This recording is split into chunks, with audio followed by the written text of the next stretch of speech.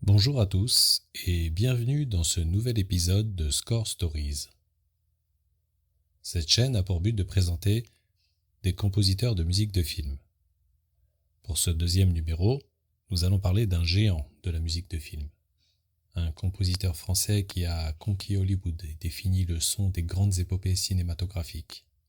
Je veux parler ici de Maurice Jarre. Maurice Jarre a un parcours assez singulier. Celui d'un Français formé au Conservatoire de Paris qui a révolutionné la musique de film hollywoodienne.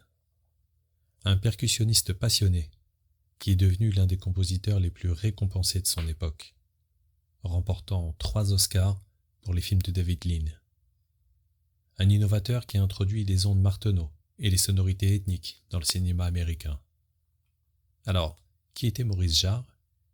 Comment ce Lyonnais est-il devenu le compositeur attitré de David Lean et l'un des maîtres incontestés de la musique épique ? C'est ce que nous allons découvrir ensemble. Maurice Alexis Jarre naît le 13 septembre 1924 à Lyon, dans une famille où la musique n'occupe pas une place prépondérante. Son père, André Jarre, est directeur technique de la radio de Lyon, et sa mère, Gabrielle René Boulu, s'occupe du foyer. Contrairement à la plupart des compositeurs, Maurice Jarre ne découvre véritablement la musique que tardivement, à l'âge de 16 ans. C'est son père qui, un jour, ramène quelques disques à la maison. Le jeune Maurice en passe un, au hasard.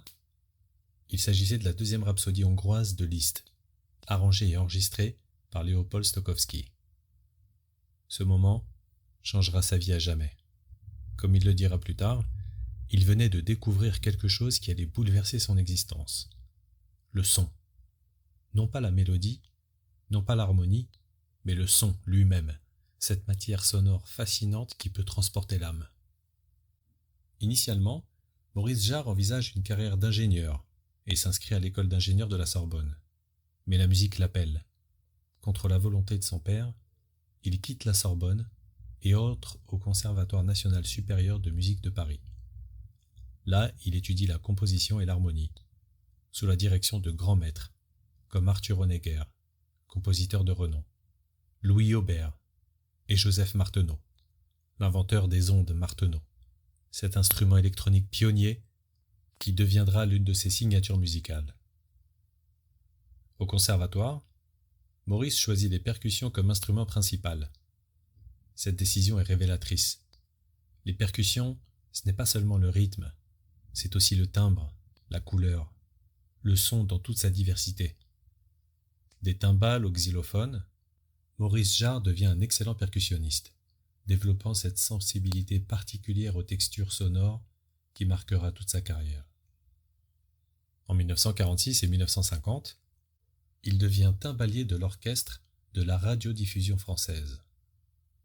C'est une période d'apprentissage essentielle, où il comprend de l'intérieur le fonctionnement d'un orchestre, l'équilibre des masses sonores, la dynamique d'une interprétation en direct. Mais en parallèle, il intègre également la compagnie Renaud-Barrault, dirigée par le couple mythique Jean-Louis Barrault et Madeleine Renaud. C'est là qu'il se lie d'amitié avec 2 jeunes musiciens prometteurs, Georges Delerue, qui deviendra lui aussi un grand compositeur de musique de film, et Pierre Boulez, qui révolutionnera la musique contemporaine. Maurice Jarre joue de toutes les percussions. Pierre Boulez est au piano ou aux ondes Martenot. Cette rencontre avec Pierre Boulez, qui est une figure de proue de l'avant-garde musicale, marquera profondément sa conception de la composition. En 1951, arrive un tournant majeur dans la carrière de Maurice Jarre. Jean Vilar, le grand metteur en scène qui vient de créer le Festival d'Avignon, lui demande d'écrire la musique de scène du Prince de Hombourg d'Heinrich von Kleist, où triomphe Gérard Philipe, l'acteur emblématique de l'époque. Le succès est immédiat. En août 1951, Jean Vilar est nommé directeur du Théâtre national populaire, le TNP, cette institution qui va révolutionner le théâtre français en le rendant accessible au plus grand nombre. Et Jean Vilar demande immédiatement à Maurice Jarre d'en devenir le directeur musical et chef d'orchestre. Maurice Jarre accepte et conservera cette fonction pendant 12 ans, jusqu'en 1963. Ce sera une période d'une richesse extraordinaire. Il compose les musiques de scène de plus de 70 pièces différentes. Shakespeare, Brecht, von Kleist, Musset, Marivaux, Pirandello, et même des contemporains comme Jean Cocteau et Albert Camus, qu'il côtoie régulièrement au TNP. C'est une école formidable. Le théâtre exige une autre approche de la musique. Elle doit souligner l'action, créer des atmosphères, accompagner des émotions sans jamais écraser le texte. Cette discipline sera précieuse quand Maurice Jarre se tournera vers le cinéma. D'ailleurs, c'est pendant cette période au TNP que Maurice Jarre commence à composer pour l'image. En 1952, le réalisateur Georges Franju, cofondateur de la Cinémathèque française, lui demande de composer la musique de son court-métrage documentaire « Hôtel des Invalides », une œuvre de 23 minutes sur le musée parisien. C'est la première composition de Jarre pour l'écran. La collaboration avec Franju va se révéler déterminante. En 1954, Maurice Jarre compose également un opéra radiophonique, Ruisselle, qui remporte le prestigieux prix Italia à Pérouse, consacrant son talent au-delà des frontières françaises. En 1956, il travaille avec Alain Resnais sur le documentaire « Toute la mémoire du monde », un film sur la Bibliothèque nationale de France. La partition de Maurice Jarre repose essentiellement sur la répétition, sur un long ostitano hypnotique qui n'enjolive à aucun moment le propos du film. L'étrangeté de cet ostinato confère au film un caractère volontairement non réaliste. Maurice Jarre et Alain Resnais réussissent à amener le spectateur à éprouver la sensation d'être hors de l'espace et hors du temps, ce qui est parfaitement adapté à ce lieu de mémoire qu'est la Bibliothèque nationale. C'est aussi avec Georges Franju que Maurice Jarre compose pour La tête contre les murs en 1958, son premier long métrage. Le film, qui se déroule dans un asile psychiatrique, permet à Maurice Jarre d'explorer des univers sonores étranges et dérangeants. Puis viennent Les yeux sans visage en 1960, ce film d'horreur poétique devenu culte. Plein feu sur l'assassin en 1961. À chaque fois, Georges Franju encourage Maurice Jarre à explorer tous les styles de musique, même les plus étranges. Cette liberté créative forge le style unique du compositeur. Pendant cette décennie, Maurice Jarre compose également pour d'autres réalisateurs français. Jacques Demy avec Le Bel Indifférent en 1958, Jean-Pierre Mocky, Jean-Paul Rapneau, Henri Verneuil avec Le Président en 1961. Sa réputation grandit dans le milieu du cinéma français. Mais personne n'imagine encore qu'il est sur le point de conquérir Hollywood. L'année 1962 va tout changer pour Maurice Jarre. C'est l'année de sa consécration internationale. L'année où il entre dans la légende. Tout commence avec Cybèle ou Les Dimanches de Ville-d'Avray de Serge Bourguignon, un film français touchant sur l'amitié entre un ancien pilote amnésique et une petite fille. La partition de Maurice Jarre est d'une grande sensibilité et lui vaut une nomination à l'Oscar de la meilleure musique de film. C'est la première fois qu'un compositeur français est reconnu par l'Académie américaine. Mais c'est avec Le jour le plus long de Ken Anakin, cette superproduction sur le débarquement de Normandie, que Maurice Jarre commence à se faire connaître à l'international. Le film rassemble un casting impressionnant et nécessite une musique à la hauteur de l'événement. Un peu plus tôt, en 1961, le producteur américain Sam Spiegel cherche des compositeurs pour l'épopée de David Lean sur Thomas Edward Lawrence et la révolte arabe pendant la Première Guerre mondiale. Au départ, Sam Spiegel veut 3 compositeurs différents de 3 pays différents. Quand ce plan échoue, il décide de partager le travail entre Maurice Jarre et le légendaire Richard Rodgers, compositeur de Broadway. La première rencontre entre Maurice Jarre, David Lean et Sam Spiegel se déroule dans un studio londonien.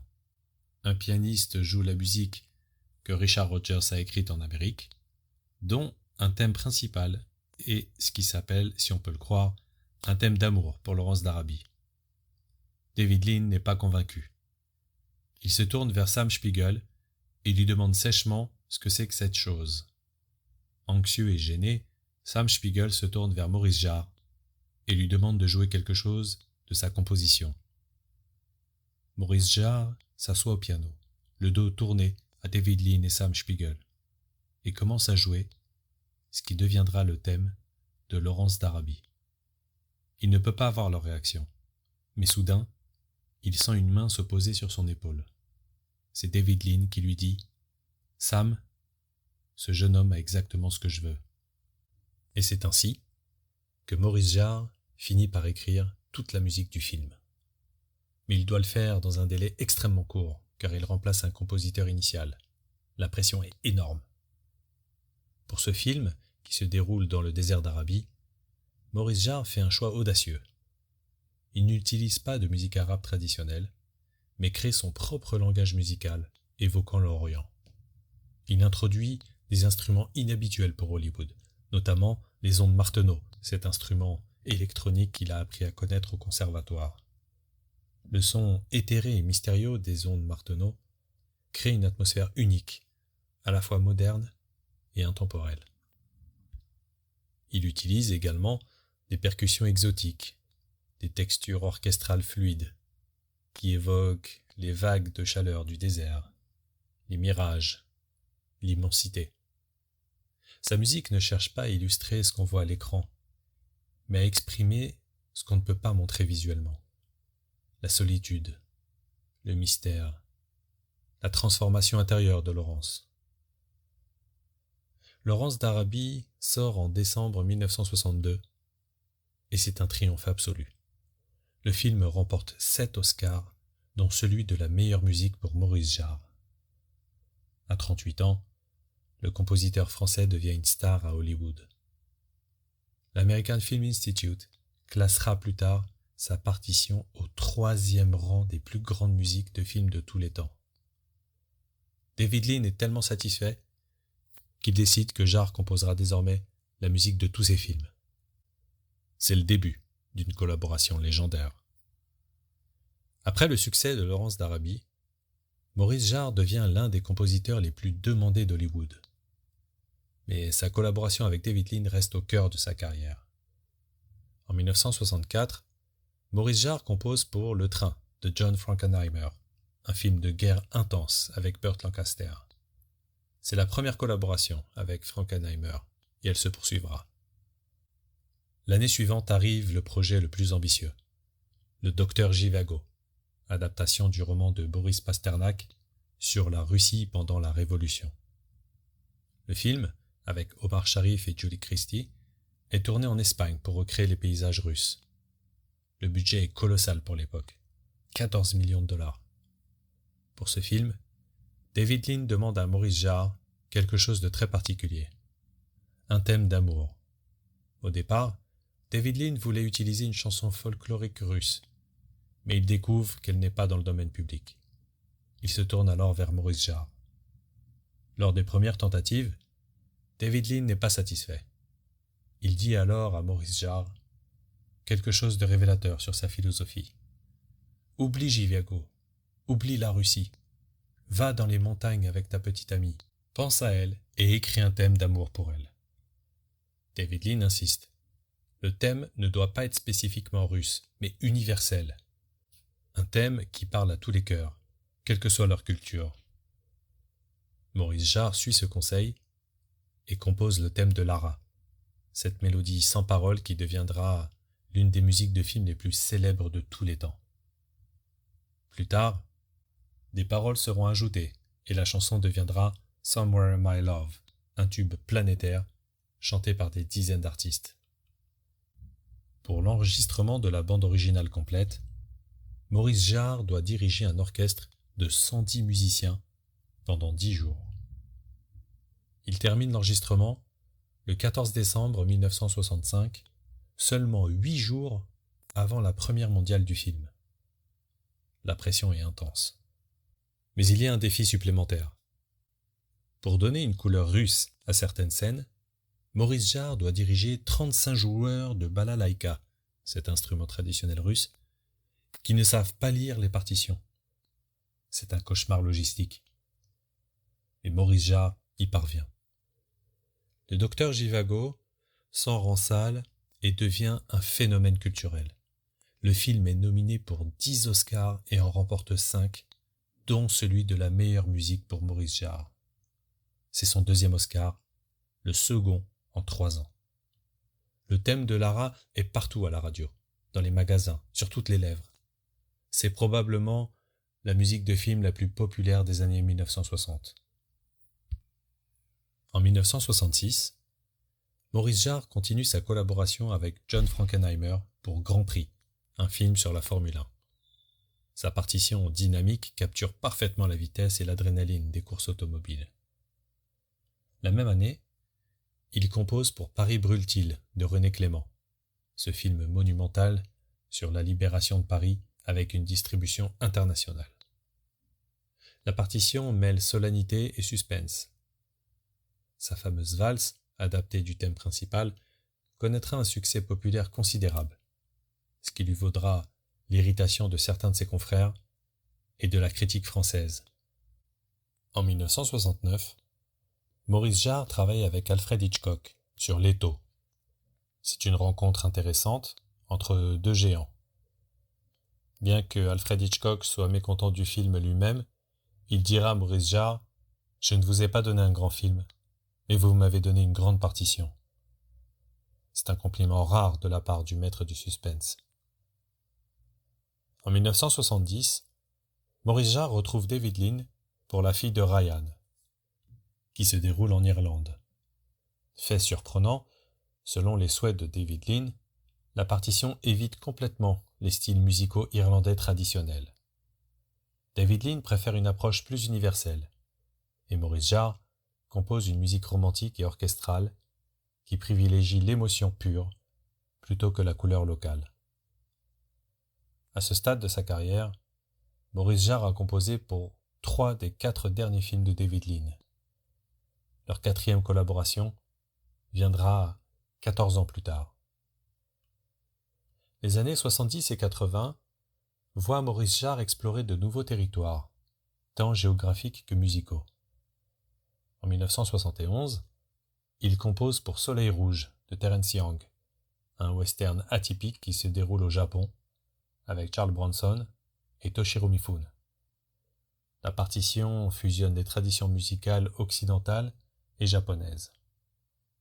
En 1975, il retrouve John Huston pour L'homme qui voulut être roi, avec Sean Connery et Michael Caine, une aventure épique en Afghanistan. Maurice Jarre y crée une partition exotique et majestueuse. En 1976, il compose pour Le Message de Mustapha Akkad, une superproduction sur les débuts de l'islam, qui lui vaut une nouvelle nomination aux Oscars. La même année, il signe la musique du mini-feuilleton télévisé Le Dernier Nabab d'Elia Kazan, sur la vie à Hollywood. L'année suivante, Maurice Jarre compose l'une de ses œuvres les plus ambitieuses pour la télévision, Jésus de Nazareth de Franco Zeffirelli, un mini-feuilleton de 6 heures qui devient un classique diffusé chaque année à Pâques dans de nombreux pays.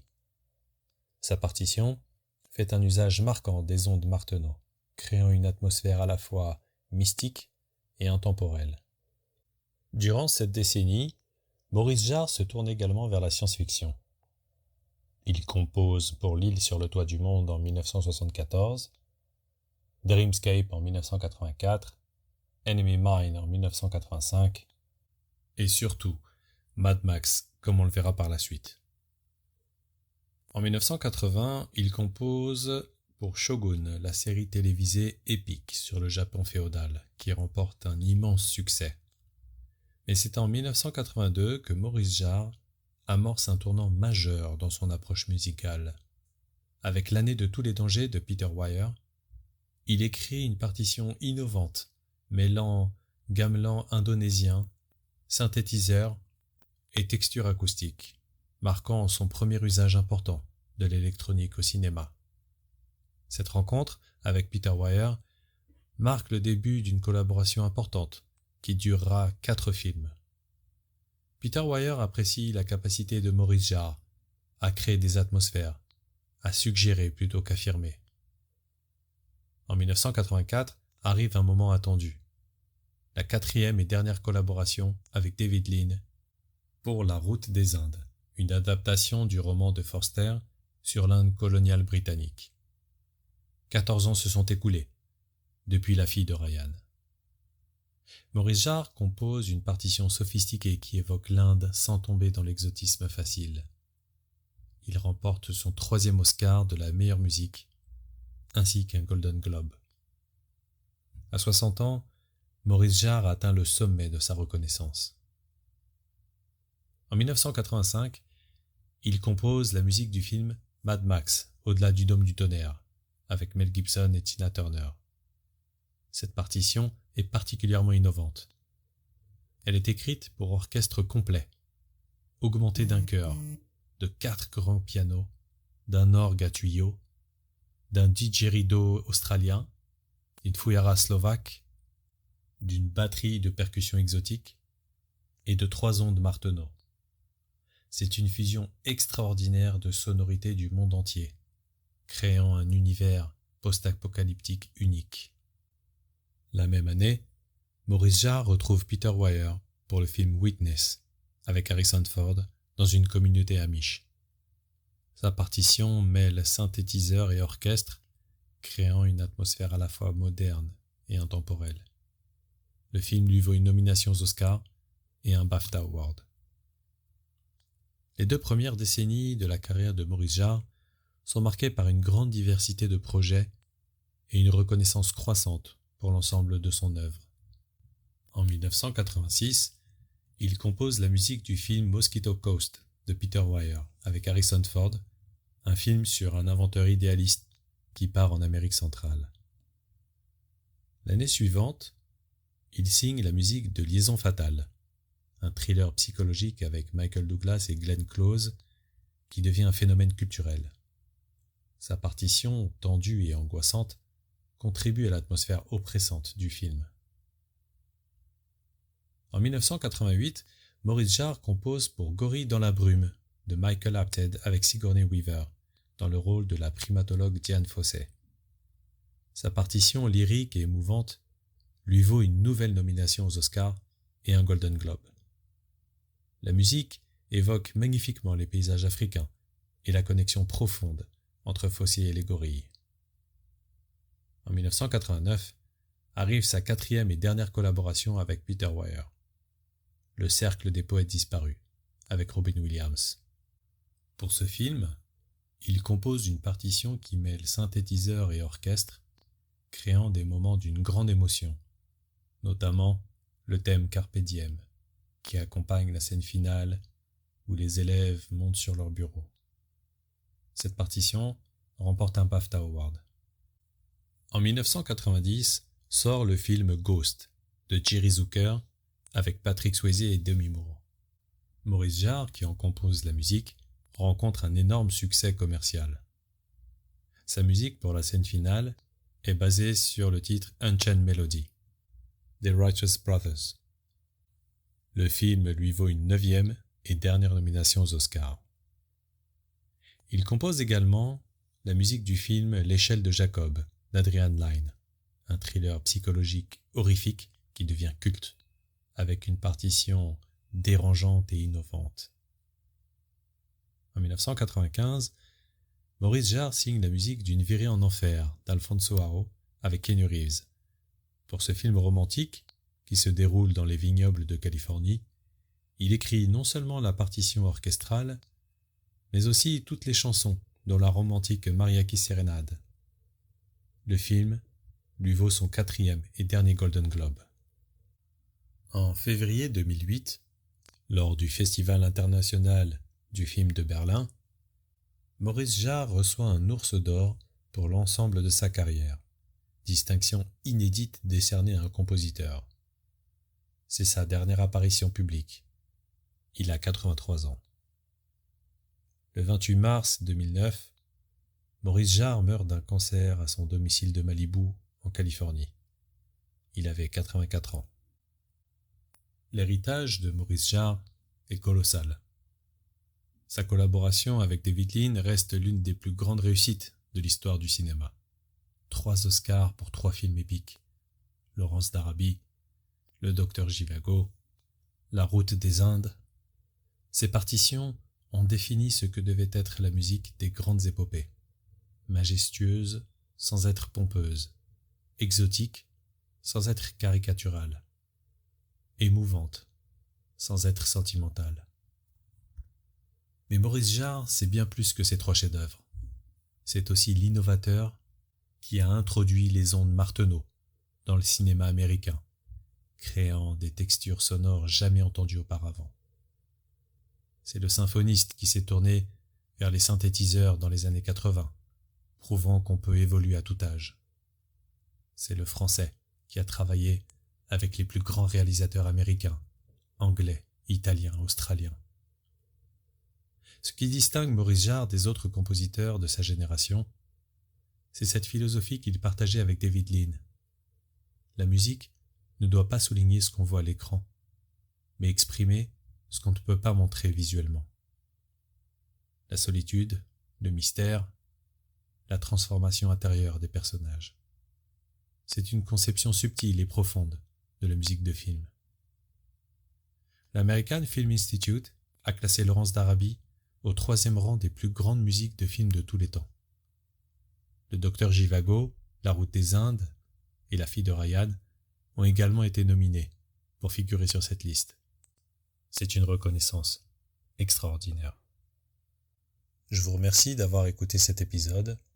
Partagez-le et laissez un commentaire pour me dire quel compositeur vous aimeriez découvrir dans le prochain épisode.